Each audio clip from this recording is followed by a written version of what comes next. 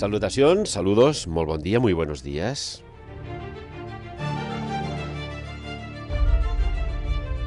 Hoy tenemos un programa muy interesante, sin lugar a dudas.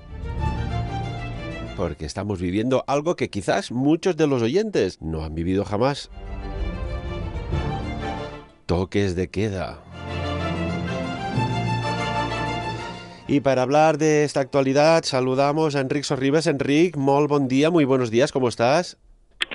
Hola, buen día, buenos días. Bien, estoy bien. Estoy aquí viviendo esta realidad que nos toca vivir, pero no me quejo. Bueno, lo has dicho muy bien, en realidad, ¿eh? Cuando yo oía al principio, no, que es que vamos a una nueva normalidad. No, la normalidad es una cosa y la realidad es otra. Pueden ir de la mano, pero en esta ocasión, en mi opinión, creo que no. Saludamos también a Lluís Rovira. Lluís, molt bon dia, muy buenos días.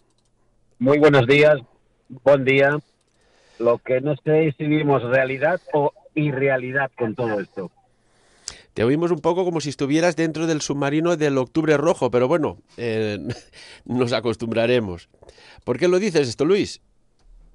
Bueno, lo digo por esta situación que tenemos en la que realmente el confinamiento, la situación, este rebrote y lo mal que lo están haciendo todos los países occidentales es para hacer reflexionar de nuestra cultura casi. Luis, en lo sucesivo, mira de buscar una mejor cobertura, por favor. Así te entendemos, de entender se entiende, pero no como deberíamos. Vamos a hablar de algo insólito, ¿no? Toques de queda. Esto casi que éramos muy jovencitos. Yo recuerdo uno cuando hubo el golpe de Estado en España, el 23F, el famoso 23F. ¿Recordáis algún otro toque de queda, Luis, Enrique? No.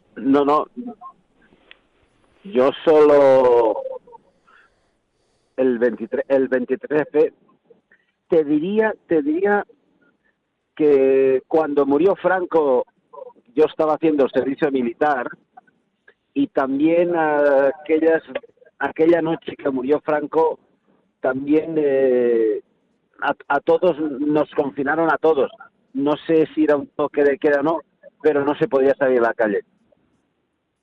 ¿Y tú, Enrique, recuerdas alguno en especial? No recuerdo ninguno, incluso te diría que el del 23F tampoco soy muy consciente si realmente como tal hubo un toque de queda o fue más bien algo más de criterio particular de cada uno para evitar lo que podría venir. No soy consciente de que se aplicara un toque de queda formal, por decirlo así.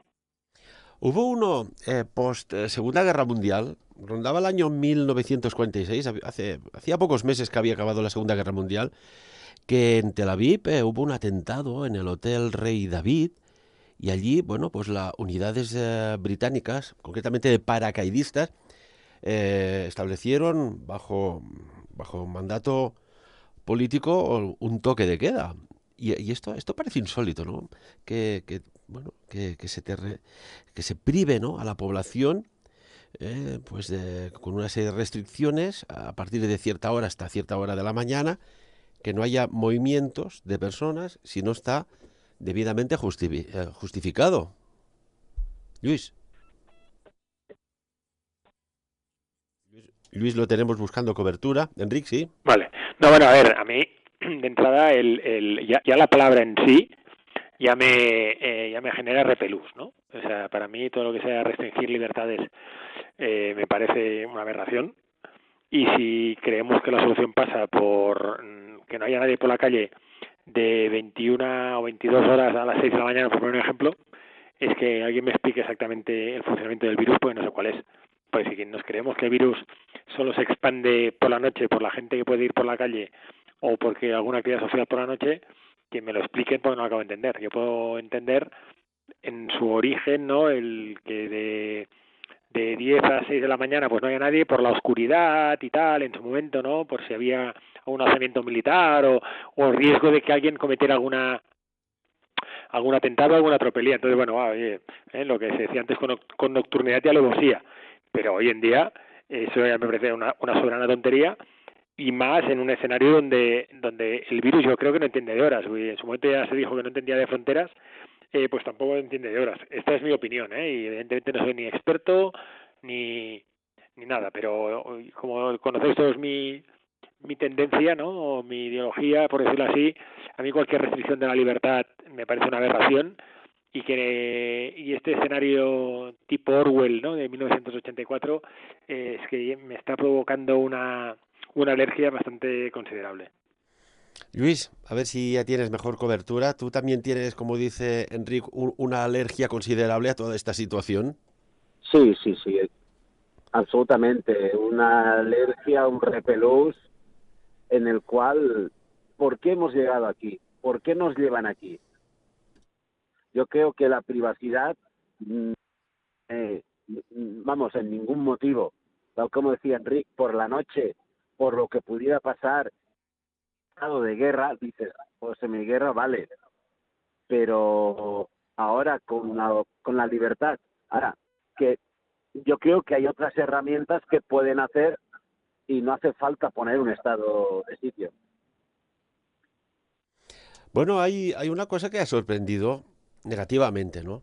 Y evidentemente que no lo podemos atribuir a todos los jóvenes, pero estamos viendo que de responsabilidad en una parte de ellas, por lo que estamos viendo a través de las noticias, de las multas, etcétera, etcétera, que de responsabilidad poca, de valores poco, de sentido del prójimo nada.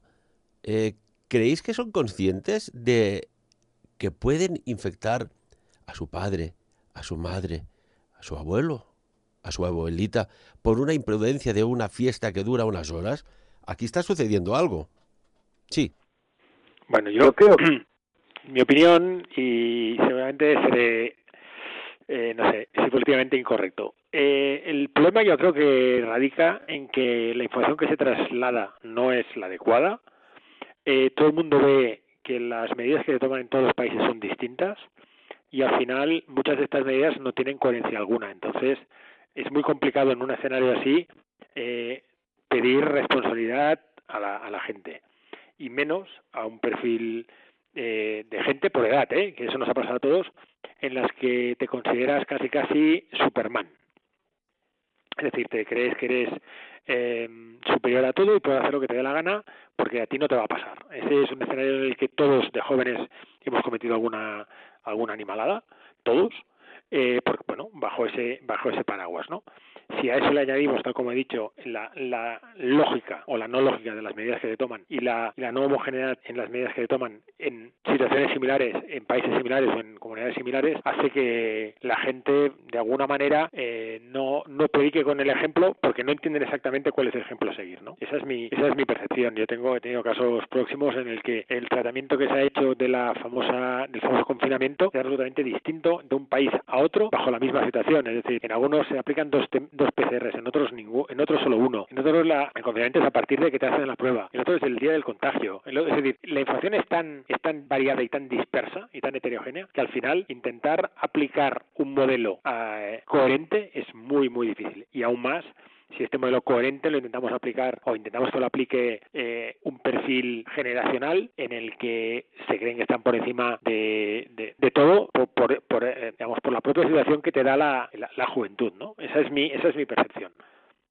De hecho, hay tantas contradicciones, o esto es bueno, pues es como una rueda de una bicicleta, ¿no? Que se va pinchando y vas poniendo parches, allá donde se pincha hasta que el neumático reventará, digo yo. Porque en la primera ola se decía, y esto desde la OMS, que bueno, que en los más jóvenes y en los más pequeños esto no tenía ningún efecto, que no afectaba. Y ahora vemos que sí. Y vemos que hoy se dice una cosa y mañana se dice otra. Y cuando se tendría que decir cosas importantes parece que se obvian y se da prioridad a otras. Aquí estamos viendo dos cosas importantes, ¿no? Como un caos informativo, una falta de claridad de hacia dónde vamos y, sobre todo, se tendría que empezar a hablar de esperanza. Enrique, Luis, sí. sí, mira, ¿me oís bien ahora? Te oímos. Vale, yo es que oigo un rebote de todo lo que hablo, Vale. pero básicamente yo lo que veo es que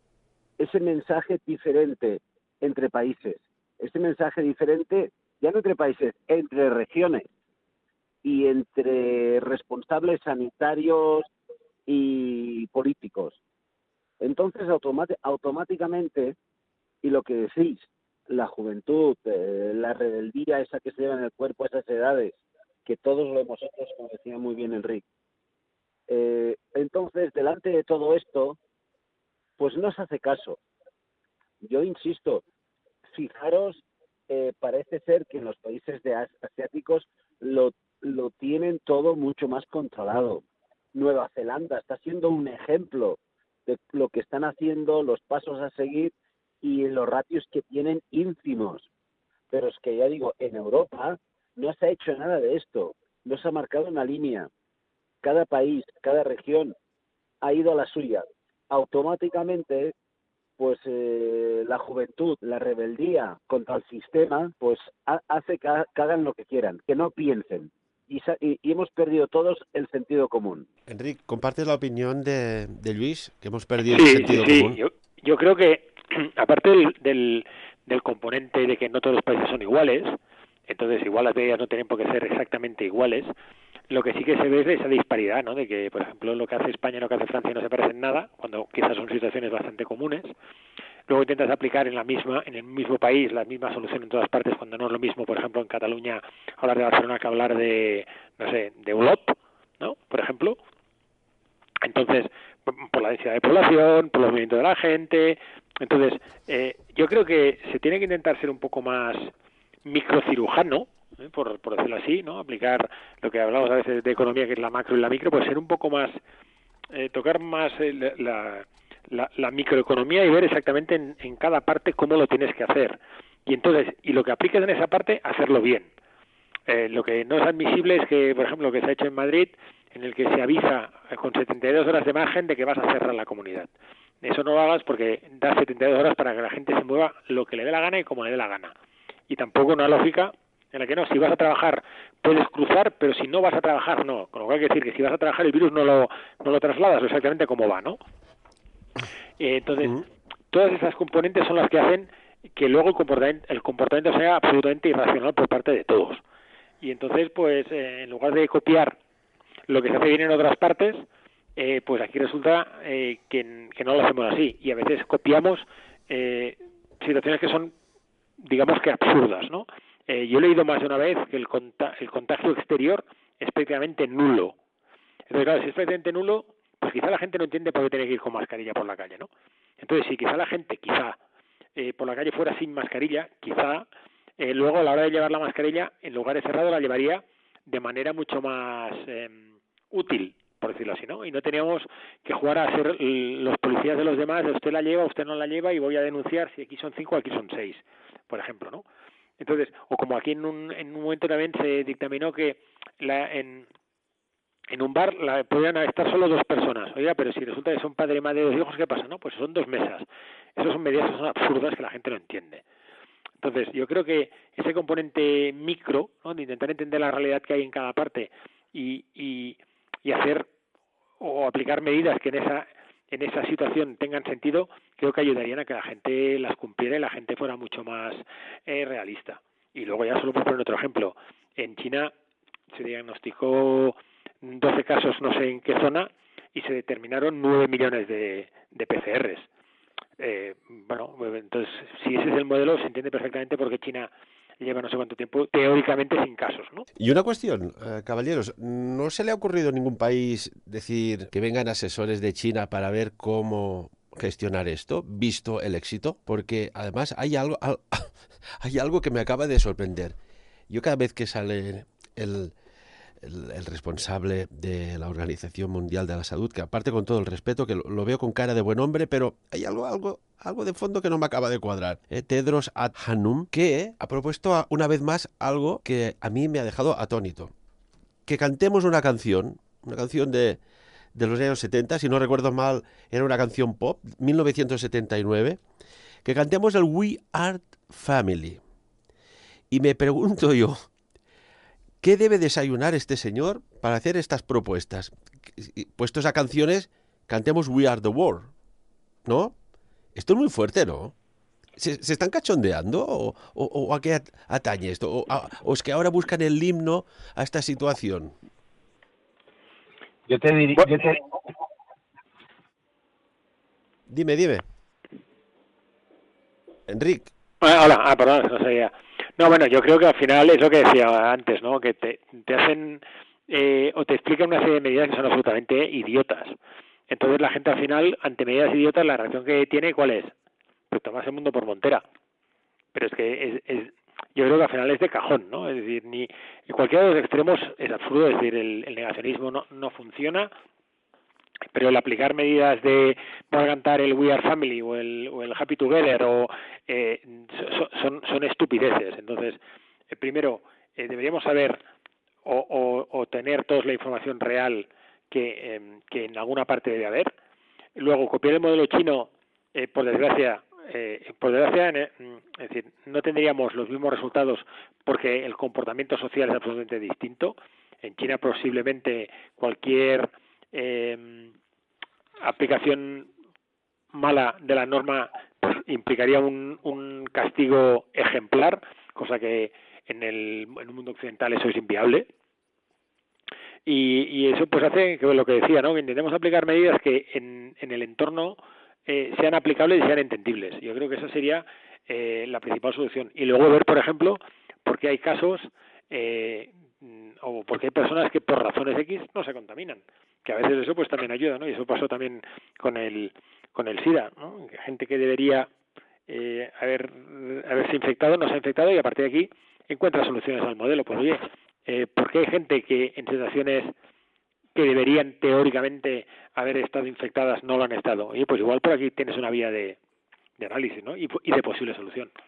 Bueno, aquí tendríamos que preguntarle a Donald Trump, ¿no? Oiga, díganos exactamente qué le han hecho para esta tan rápida recuperación. Y después aquí se conjugan muchos otros elementos, ¿no? Recientemente, lo hablamos en su momento, que veían que las personas del grupo sanguíneo cero positivo, pues que no se infectaban o que se infectaban pues con unos síntomas muy bastante leves. Y unos científicos han descubierto que, pues bueno, hay unas isoaglutininas en la membrana celular que hace que cuando va al virus, como pues que no se pueda ensamblar bien, como si hubiera, imaginemos, que hubiera hielo y vas con el coche y patinas. Pues ahora se ha descubierto esto. De hecho, ya el doctor Cabrera, psiquiatra forense, lo decía, ¿no? En su momento, en la primera ola, que no se están haciendo autopsias. Y claro, esto, si cogemos el Sun Tzu, este libro, El arte de la guerra, para conocer cómo opera el enemigo, te tienes que enfrentar a él en un momento dado. Si aún no te enfrentas podríamos decir, por la puerta de atrás, esto va a tirar para largo. Luis desapareció. Espero que no me lo hayan abducido, Enrique. No, esperemos que no, esperemos que no. Esperemos que no. La cosa ya pintaba así un poco comprometida, ¿eh? A nivel de audición. Sí. ¿Qué opinas al respecto de esto que digo? Que para tú conocer al enemigo te tienes que enfrentar a él y tienes que saber sus puntos débiles. Y todo, esto en la película World War Z lo dice muy bien, ¿no? Aunque sean patógenos terribles, les gusta dejar pistas para saber cómo son. De alguna manera están programados para ser desprogramados, pero ¿hasta qué punto sabemos a quién nos enfrentamos, Enrique? No, sí, correcto. Yo creo que es el ejemplo que te he puesto, ¿no? De porque hay gente que teóricamente, habiendo esta situación de riesgo, no se infectan. Oye, pues igual por aquí tienes la opción de ver el porqué e intentar desentramar la telaraña, ¿no? del virus per se. Posiblemente, yo también lo había leído, lo de que los seropositivos pues tienen menos probabilidad. Lo que pasa es que, bueno, yo conozco casos de seropositivos que lo están pasando y algunos lo están pasando muy mal, ¿no? Pero bueno, que yo creo que la mayoría posiblemente lo pasarán por razones X de los antígenos o lo que sea, de menor calado que otros. Bueno, pues oye, pues ya tienes una lo que decíamos antes, ¿no? Una posible variante para analizar, y entonces igual sumando 2 o 3 factores o viendo la situación multifactorial de mucha gente, pues empezamos a ver exactamente el por qué, ¿no? Porque en un entorno de 6 personas, 3 lo cogen y 3 no. Y eso es repetido en muchos entornos. Oye, pues igual puedes empezar a, a descartar situaciones y a profundizar en otras. Yo creo que esa es la manera de enfrentarse al virus y encontrar una solución.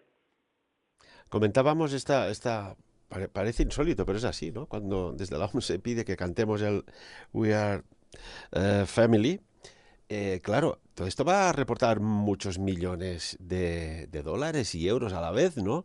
Y claro, ya han dicho que, bueno, los beneficios de esta iniciativa musical, pues bueno, pues serán donadas a la OMS con el fin de contribuir a la lucha contra la pandemia. Esto al final, no sé, Enrique, esto es Bueno, un tanto extraño.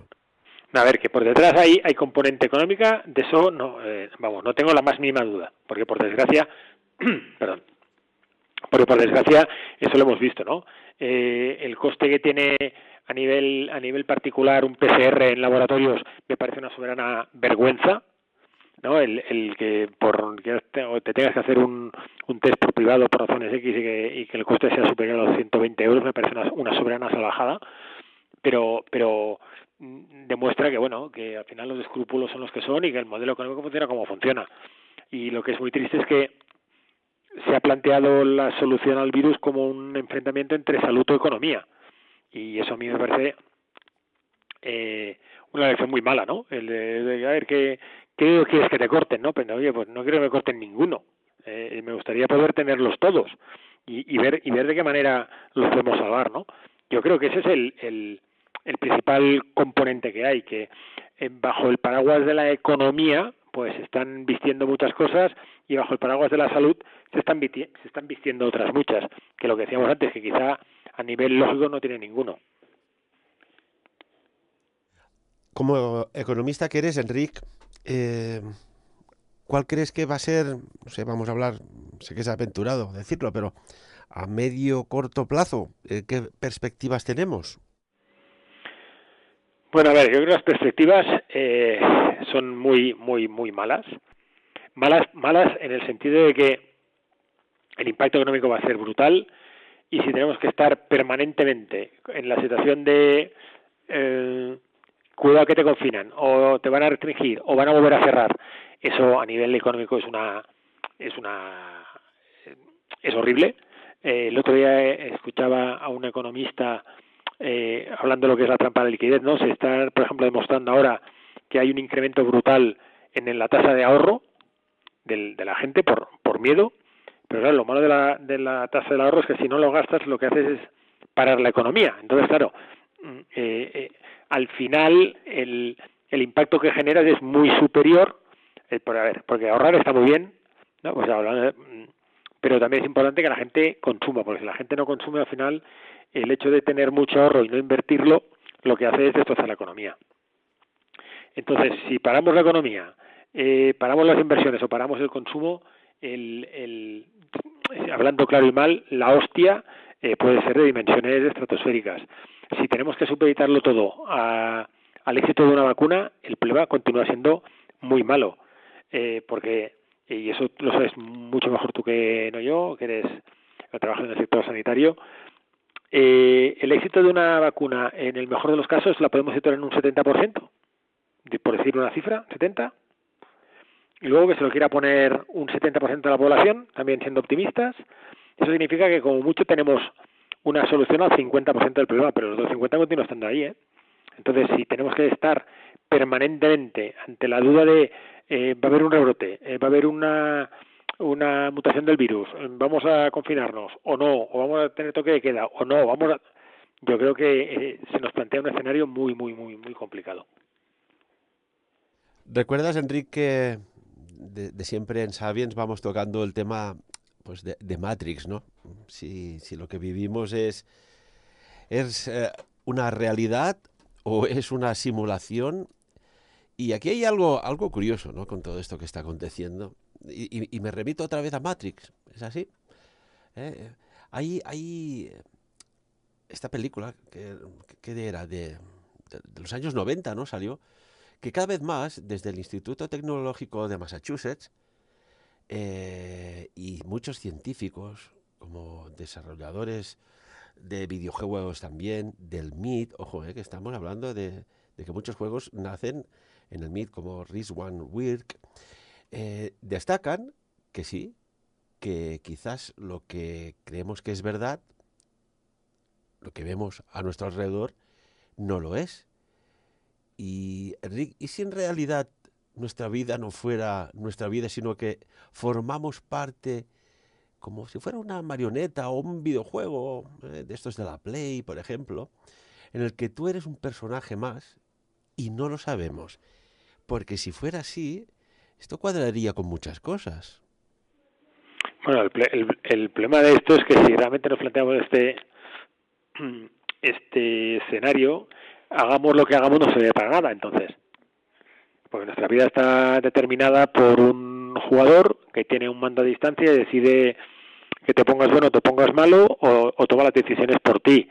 Si realmente entramos en ese paradigma, lo mejor es no hacer nada, pero entonces por cuestionar el sistema es si no hago nada es porque yo no quiero hacer nada o porque mi jugador quiere que yo no haga nada. O sea, al final la pregunta siempre acaba siendo así, digamos, retorcida, ¿no? Y es el pez que se muerde la cola, ¿no? Me gustaría creer que no todo está determinado por un jugador externo, pero lo que sí está claro es que parece que hay un patrón en el que de alguna manera nos están dirigiendo. Yo recuerdo ya hace unos años, siguiendo el hilo de Matrix, ¿no? Para saber dónde nos conduce la madriguera de conejos. Ya rondaba el año 2016, Elon Musk destacaba, y este hombre está vinculado a las tecnológicas, pero está en la pule, ¿no? En la primera posición, como quien dice, señalando que las probabilidades de que estuviéramos viviendo una realidad objetiva eran, ojo, una en 1.000 millones. De hecho, en esta línea, Alan Good, del Instituto Tecnológico de Massachusetts, o también conocido como el Instituto de Tecnología de Massachusetts, en Estados Unidos, es un gurú de máquinas de inteligencia artificial, máquinas inteligentes, y Ray Kurzweil, que también destacaban y siguen ratificando lo que decían, que a lo mejor todo nuestro universo es un experimento de ciencia de un estudiante de secundaria en otro universo. Y cuando estas eminencias dicen esto, es como hablábamos el otro día del extraño mensaje de Madonna, Wake Up, en el Eurovisión, en el Festival de Eurovisión del 2019, que nos dio un mensaje muy clarísimo. Yo no sé si estos hombres también saben algo más y de vez en cuando nos sueltan, como Madonna, un toque de atención, un toque de alerta de, ojo, que ahí hay otro escenario, Enrique.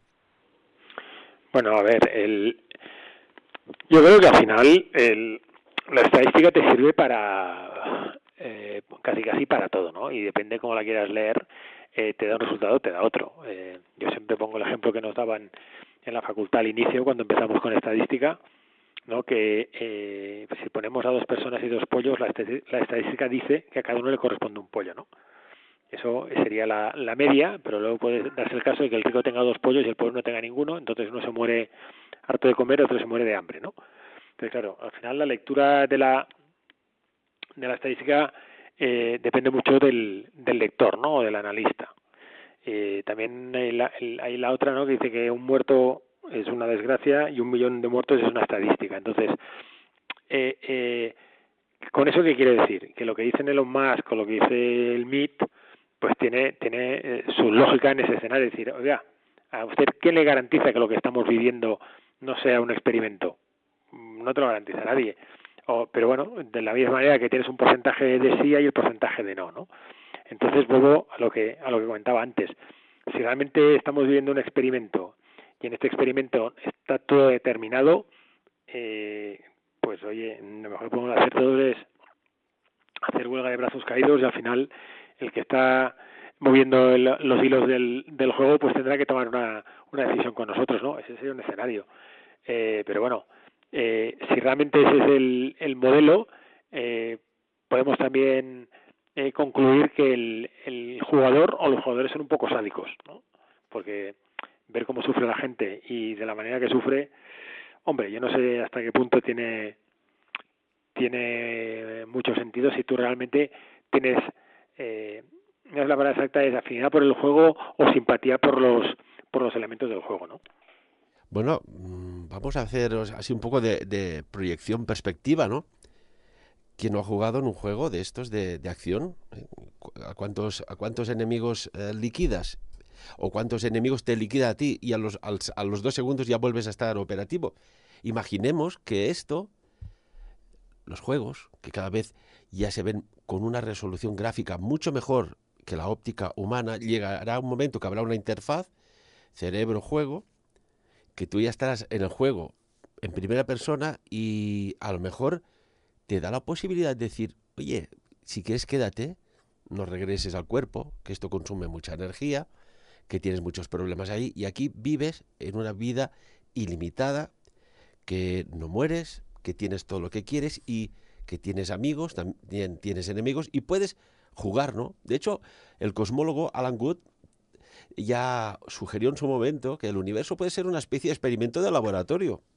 Y estaríamos hablando de una especie de juego, una Matrix, concebido por cuenta de una Big Bang artificial. ¿Y si cambiamos Big Bang por Big Data? Qué poco le falta, ¿eh?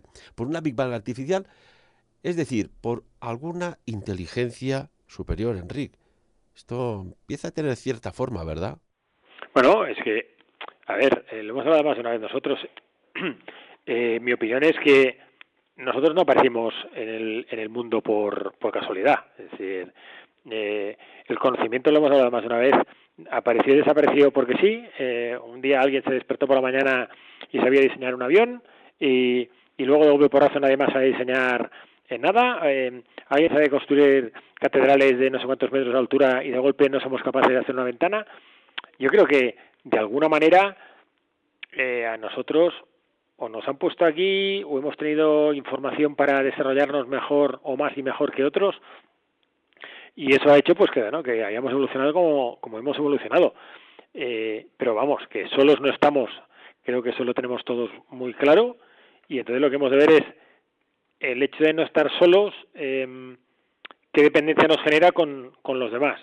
Si realmente de alguna manera nos tutelan, que ese es un escenario, o nos han dejado a nuestro libre albedrío y aquí se acabó todo por la razón que fuera, o realmente, tal como dices tú, estamos siendo elementos de laboratorio, ¿no? Unas ratas de laboratorio que nos hacen lo que ellos quieren hacer con nosotros.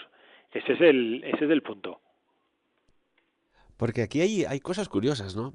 Ya si nos vamos a estos oráculos, ya incluso que se menciona en la Biblia, ¿no? Juan de Patmos, cuando hacían estas predicciones a tan largo tiempo, pues la verdad es que cabe preguntarse a día de hoy, con los conocimientos que tenemos y con un poco de sentido común, que quizás no era magia propiamente dicho, sino que accedían a otros planos, en otras líneas de tiempo, que te permitía ver presentes en el futuro, varios presentes, varios escenarios.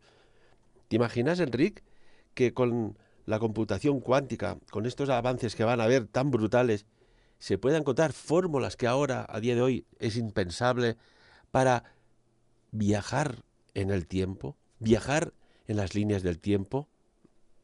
Bueno, yo creo que quizá nosotros no sabemos viajar o no tenemos la información o al menos no es de común uso, pero que, a ver, que si hay alguien que en su momento nos traslada información, posiblemente ellos sí que saben viajar a través del tiempo. Y quien nos dice que, tal como está en la película, creo que es Interestelar, ¿no?, de alguna manera no somos capaces de utilizar esos agujeros y esas curvaturas del tiempo para desplazarnos de un lado a otro, ¿no? Podría ser también.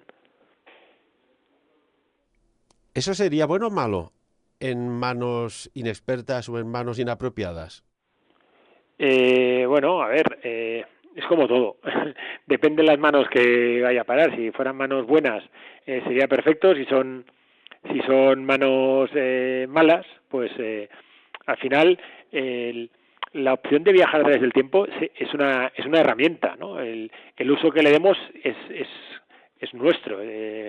Si tú tienes un martillo que yo lo utilice para clavar un cuadro, pues es su función natural. Si lo utilizo para abrir la cabeza a alguien, pues no es su función natural y no es culpa del martillo, ¿no?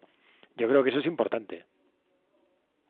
Aquí tendríamos que recuperar, ¿no?, aquellos pensamientos, aquellas acciones del gran Nikola Tesla, el padre de la ciencia actual en muchos campos, porque él decía que entraba en unos estados como de meditación, unos estados alterados de conciencia, que podía ver más allá de lo que podríamos decir lo visual, lo perceptible por los 5 sentidos. Y curiosamente, un documento desclasificado del FBI, estamos hablando del FBI, no es un comentario de personas que nos apasionan y buscamos respuestas a todas estas situaciones y realidades, un documento desclasificado del FBI asegura que Nikola Tesla era de Venus.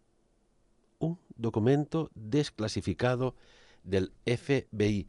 Quizás explicaría lo que hacía, cómo lo hacía. Un hombre que ya a finales del 1800 inventó la Wi-Fi, que ahora es normal, que la utilizamos, pero a finales del 1800, que podía poner voz en un emisor y a través de un receptor oír aquella voz en los rayos X, etcétera, etcétera. Bueno, tuvo tantas y tantas patentes. Enrique, hay algo a Pero veces... una pregunta, ¿la Wi-Fi la hizo Nikola Tesla o la inventó Heidi Lamar? Pues hablaba de que Heidi Lamar, que era actriz, era una persona con un cociente intelectual súper elevado, y que ella era digamos, la precursora de la Wi-Fi. Ahora con lo de Nikola Tesla me has dejado así. Y como yo sé que tú controlas mucho sobre Nikola Tesla... Bueno, Tesla fue impresionante. Y como todo, ¿qué pasa? Que vienen los vampiros, los buitres, y se le quedaron muchas patentes. Cuando Tesla desarrolló la capacidad de generar electricidad de la nada, del vacío, con sus bobinas Tesla, porque quería dar luz gratis a todo el planeta, qué rápido Westinghouse se le quedó la patente. Qué rápido Marconi se le quedó la patente de la radio. Y tantas patentes, porque era un hombre de buen corazón. Y fíjate este documento que dice que era de Venus. Y yo me pregunto, vamos a hacer una pregunta sutil. De todos los personajes que veis en el televisor recientemente, ¿no hay alguien que os llama la atención por cómo habla, por cómo lo poco que parpadea? Enrique. No sé. Bueno, a mí hay tanta gente que me llama la atención que al final ya no sabes tampoco cuál es el qué, ¿no? A mí, por ejemplo, Donald Trump es una de las personas que me tiene así un poco sorprendido, pero bueno, también me deja sorprendido también el de Corea, ¿no? El Kim Il-sung, o sea que hay algunos, que te dejan así, pero tampoco sabes si realmente es una manera de actuar, ¿no? Porque son falsos o porque realmente no son quien teóricamente deberían ser. Bueno, de hecho, y volviendo a tu pregunta, sí, Tesla era el precursor de las comunicaciones inalámbricas. Es que, y aparte era increíble, porque no hacía ni bocetos. O sea, el invento, o más que nada, más que invento, el desarrollo científico plasmado en una estructura, en algo físico, lo hacía directamente. Él decía que veía, exactamente que veía recibiendo la información en 3 dimensiones. Quizás sí que no era de este mundo. Pues podría ser. Podría ser, sí. Bueno, o tenía una capacidad sensorial por encima de la que tenemos los demás. Porque también ya todos sabemos que al final utilizamos lo que utilizamos de nuestra capacidad, ¿no? Y tanto que sí, Enrique hacía aquella pregunta sutil porque uno que es observador, cuando ves personas que dan mensajes a la humanidad desde su plataforma político, científica o así, hay gente, hay personas, quiero pensar que son personas, oye, que su actitud, su manera de hacer, a mí me llama más que nada la atención. Quizás dentro de unos años, como cuando hablé del paralelo 40, que iba a suceder algo muy brutal, con muchas muertes, y no sabía en qué formato, y ahora ya lo sabemos, tengamos que reabrir este pequeño comentario tan curioso. Me ha venido, mira, a Tesla le venían unas cosas, a nosotros nos vienen otras. llegaremos algún día a saber verdaderamente, Enrique, el poder que tenemos en nuestra mente, ¿no? Sí, sí, creo que sí. Y si no, quizás en el último momento de nuestra conciencia posiblemente es cuando nos demos cuenta de lo que hay detrás. Pues igual es cuando nos reencontremos con nuestro yo real y entonces pues igual veríamos o entenderíamos muchas cosas. Sí, porque fíjate que tantos años de estudios y el panorama que tenemos delante cuesta de entender, cuesta de entender. A lo mejor cogiendo a unos niños y unas niñas con ciertas capacidades, esto sería otro planteamiento. Vete a saber. Sí, sí, sí, sí. Una cosita, ¿crees que, como siempre, ¿no? Cuando parece que se acaba todo, que las nubes ya tapan el sol y que el sol nunca ya parece que va a volver, de golpe porrazo siempre se da una oportunidad a la humanidad. Y esto en la historia está plagado, ¿no? Y desde aquí queremos enviar este mensaje, que hemos perdido familiares, que hemos perdido trabajo, que hemos perdido un poco la felicidad, la ilusión, la esperanza, pero que viene algo que pienso yo que va a ser increíblemente bueno. Pero como todo parece ser que es como cuando estás en el vientre de la mamá, ¿no? Que si te llegan a preguntar, oye, tú vas a salir fuera de aquí, dices, ¿y un jamón? ¿Eh? ¿Y un jamón? Yo no salgo. Pues no, sales. Y al principio es traumático, pero después te das cuenta que hay otro mundo ahí afuera y que no está mal, que podría estar mucho mejor, y tanto que sí. Y aquí, pues bueno, siempre confías, ¿no? Con estos líderes políticos y cuál más te decepciona más. Y dices, bueno, ¿qué hacer, no? ¿Qué hacer? Sí, sí, eh, yo confío, o espero que evidentemente, tal como dices tú, al final veamos la luz al final del túnel, ¿no? Que eso es importante. Y la capacidad que tiene el ser humano de reinventarse y de encontrar soluciones también es importante. La pregunta es si esas soluciones vienen siempre eh, inducidas o aprendidas de modo propio o nos vienen facilitadas por algún tercero, ¿no? De alguna manera. Esa es la duda que tenemos si al final nos van a aportar una solución alguien, que no sabemos quién puede ser, o no. Y tendremos que aprender nosotros de nuestra prueba y error, ¿no? Esa es la parte que ahora tenemos encima de la mesa. Entonces, bueno, mejor confiar en que vamos a encontrar la luz al final del túnel, porque creo que, entre comillas, vivir sin esperanza sería muy, muy, muy jodido, y perdón por la expresión, ¿no?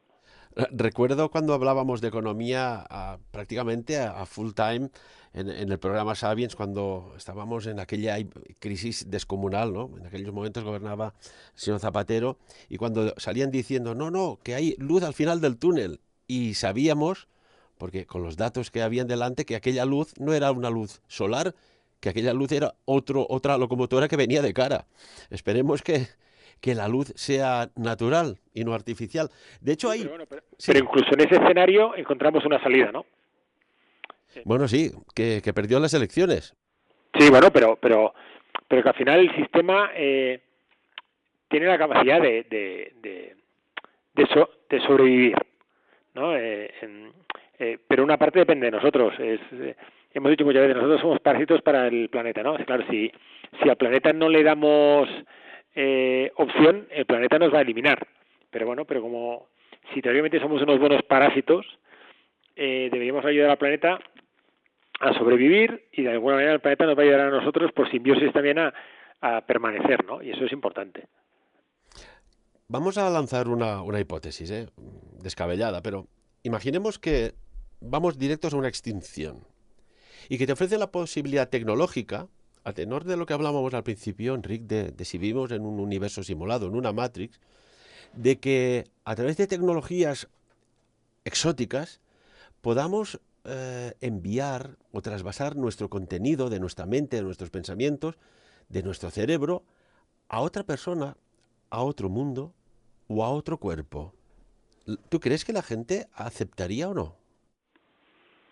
Yo creo que sí, de la misma manera que, bueno, habría gente de todo, evidentemente, ¿no? Pero de la misma manera que existe gente que participa activamente en un trasplante, ¿no? O que son donantes cuando el familiar ha fallecido. Y yo creo que, ¿por qué no? Igual que tienes un trasplante de cualquier órgano vital, pues si se pudiera de alguna manera traspasar o trasladar o donar el conocimiento, ¿por qué no? Yo creo que sería importante, ¿no? Si llegáramos a esa capacidad. Veremos hasta dónde vamos con la tecnología, que parece que todo va evolucionando, pero la tecnología va a una velocidad espectacular.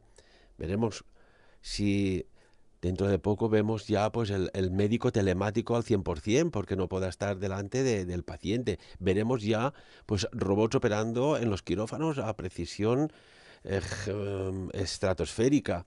Veremos cosas que ahora solo pertenecían casi al cine. Esto está aquí. Sí, hombre, sí, que cada vez vamos a más, está claro, y que de alguna manera se va a llegar a una cierta, digamos, autosuficiencia no presencial o muy cercanos a ese 100% autónomo. Yo estoy convencido. Momento de reflexionar, ahora que años atrás todo el mundo se quejaba, ¿no? Que no había tiempo, que el tiempo corría tan rápido y es verdad, parecía como acelerado. Si ahora tenemos tiempo, al menos utilicemos para buscar pues claves, recursos que nos permitan pues como persona crecer, como área local crecer y como país también crecer.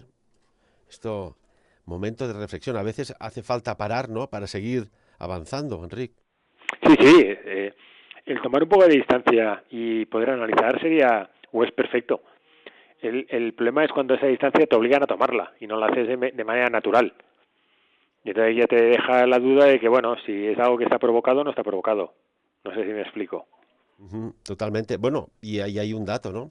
El PIB, las caídas del PIB, en tanto en cuanto en China muestra un crecimiento del 4,9 entre julio y septiembre, algo insólito. Sí. Bueno, y ya se está hablando de que hasta el 2022-2023 no va a haber solución al tema, ¿no? O se va a recuperar un escenario anterior, y eso yo creo que continúa siendo un modelo optimista. Y tanto que sí. Enric, amigo, el tiempo nos apremia. No sabe mal que hemos perdido a Luis. No ha sido abducido seguramente, pero la calidad de la llamada no era la más idónea. Pues como siempre, muchísimas gracias y veremos, no sé, hacia dónde vamos, que siempre el futuro pues tiene que ser esperanzador, tiene que ser apasionante y tenemos que girar, ¿no?, estos problemas y convertirlos en retos, porque si no, malament anem, mal vamos. Sí, no, estoy convencido de que seremos capaces de encontrar un escenario donde la luz al final del túnel no sea, tal como decías tú, la locomotora que te viene de cara. Enric, repito, muchísimas gracias. A vosotros y nos vemos la semana que viene. Un abrazo. Un abrazo. Y amigos y amigas, como siempre, pues el tiempo nos apremia, es verdad. Y por encima de todo, pues tenéis que pensar y sacar vuestras propias conclusiones de lo hoy aquí tratado. ¿Que tenemos la verdad absoluta? Claro que no. Pero que juntos sumamos opiniones y buscamos soluciones. Pues quizás sí, llegará un tiempo en que estas voces que estáis en la calle, en los negocios, en un trabajo, en una UCI, etcétera, etcétera, sean más oídas que nunca. De momento, vamos avanzando. Buenos días. Sapiens. Dirigit i presentat per Ferran Prat.